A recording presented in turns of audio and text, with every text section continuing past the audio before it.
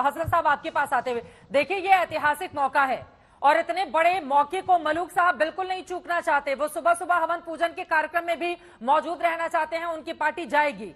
आप लोग इस मौके को चूक रहे हैं और उनकी ओर से एक बड़ी बात कही गई। 1927 में जब पुरानी संसद भवन का उद्घाटन हुआ था, उस समय तो हम आजाद भी नहीं थे, अब जिस बिल्डिंग का उद्घाटन किया गया था तब हमारी कितनी आबादी थी और आज हमारी कितनी आबादी है, उसके मद्देनजर मौजूदा वक्त को दृष्टि में रखते हुए अगर ये संसद भवन बनाया गया है तो फिर इसका विरोध किया जा रहा है। उनकी बातों पर भी जवाब दीजिए हसन जी। देखिए बहन, मैं आपको बताऊं, मलूक नागर जी की अपनी मजबूरियां हैं, लेकिन मैं आपसे कहना चाहता हूं, मुझे एक बात पे ऑब्जेक्शन है कि आपके टीवी पे एक लाइन चल रही है कि हिंदू रीति रिवाज से क्यों करा जा रहा है उद्घाटन। एसपी के लिखा है आपने, मैंने ऐसा हरगिज नहीं कहा। मैं कह रहा हूँ सारे रीति रिवाज से होना चाहिए, हिंदू रीति रिवाज से भी हो, मुस्लिम रीति रिवाज से भी हो और सिख रीति रिवाज से भी हो। अगर प्रधानमंत्री नेहरू जो देश के पहले प्रधानमंत्री थे, उनकी ओर से सत्ता हस्तांतरण के वक्त अपनाया गया विधि विधान, उसको अपना रहे हैं नरेंद्र मोदी, तो फिर अगर ईसाई रीति रिवाज से कोई प्रोग्राम होगा तो हम उनको भी अटेंड करेंगे। हम देश हित में और जनहित में और सेकुलरिज्म में हम विश्वास रखते हैं कि टीसी हसन साहब अच्छे इंसान है। राजनीतिक तौर पे अभी क्या भाई मेरे बाप मुझे बोल रहे हैं 37 साल से लगातार मैं घर में विधायक एमएलसी एमएलए चेयरमैन, अरे भाई वो एमपी रहते हैं, वो ये बात है, माफी चाहते हैं, हस्तक्षेप ना करें, अपनी बात कहें, मुझ पे कुछ मेरी तरफ ना है। मैं अपनी बात ही कह रहा हूँ और मैं ये कह रहा हूँ कि सारे रीति रिवाज से हो, सारे रीति रिवाज में सब लोग शामिल हो, एक देश में एक संदेश पहुंचे कि एक सेकुलर देश है, इसके सारे नागरिक एक से हैं, सारे नागरिकों के साथ इंसाफ होता है, सारे नागरिकों की दिलजोई होती है, ना कि दिल आजारी हो। मैं तो आपसे सिर्फ इतनी बात कह रहा हूँ कि ये सारे रीति रिवाज से होना चाहिए। मानता हूँ कि बहुत बड़ा इवेंट है, मानता हूँ कि एक ऐतिहासिक पल है, मानता हूँ कि मेरी अभी ख्वाहिश थी कि मैं इसमें पहुंचूं, नेहरू जी ने जैसे किया राष्ट्रपति जी, ठीक है। अब यहाँ पर 2-3 बातें हसन साहब, एक तो बहिष्कार राष्ट्रपति के मुद्दे पर, फिर आप कह रहे हैं सर्वधर्म संभाव का वहां पर कोई ख्याल नहीं रखा जा रहा है। आप एक जी बिल्कुल मेरी एक बात सुन लें आप। अभी आपने भी इस बात को कहा कि आपने श्रीमती मुर्मू जी के खिलाफ क्यों कैंडिडेट खड़ा करा। उस वक्त श्रीमती मुर्मू जी प्रेसिडेंट नहीं थी, राष्ट्रपति नहीं थी, लेकिन वो एक आदिवासी महिला थी हसन साहब।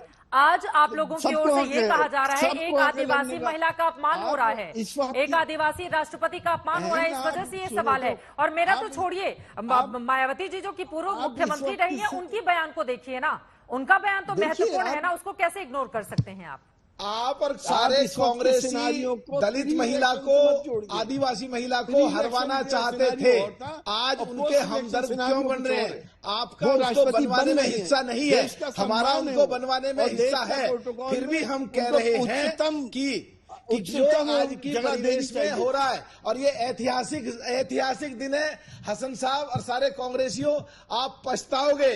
और ये ऐतिहासिक दिन है कि इस अंग्रेजों की बनाई संसद में आखिरी टीम कौन सी थी?